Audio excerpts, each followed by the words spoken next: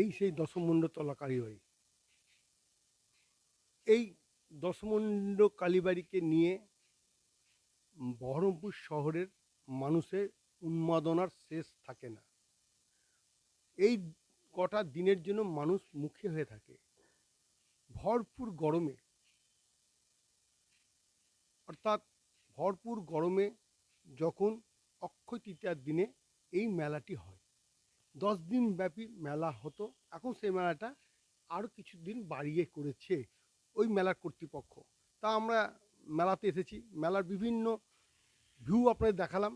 বহরমপুরের উত্তর দক্ষিণ গঙ্গার প্রান্তে যে মাঠ, সেই মাঠটা দশমুণ্ড মাঠ নামে খ্যাত। সেই মাঠে মেলাটি হচ্ছে, প্রতি বছরই হয়, প্রচুর লোকের সমাগম হয়। যেরকম বহরমপুর শহরের অন্যতম প্রাণকেন্দ্র এই এলাকাটা, সেই এলাকাতে প্রচুর মানুষের সমাগম হয় এই মেলাকে কেন্দ্র করে।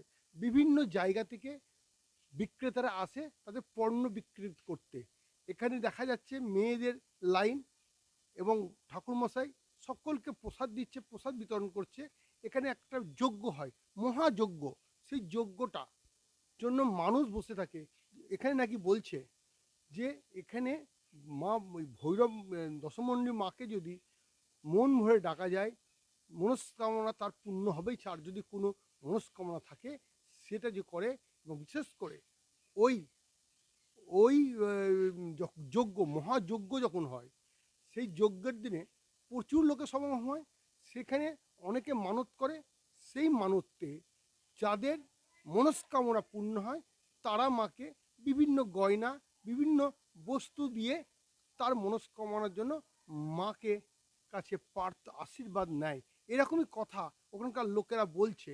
আমি দেখিয়ে দেবো ওখানকার মেলা কি পরিমাণে চলছে, কি উন্মাদনায় মেলা চলছে, এবং মানুষের ঢল, প্রসাদ নেবার, মহাপ্রসাদ নেবার মানুষের ঢল কি, এটা দেখাচ্ছি।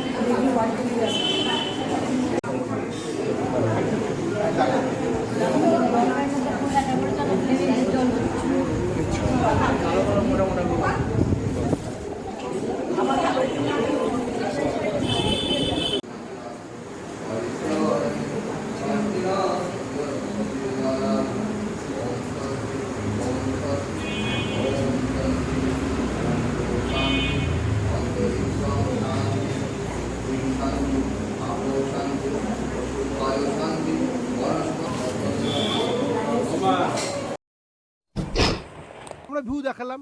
জেলা বার্তার রিপোর্ট বহরমপুর থেকে মানিক ভট্টাচার্য।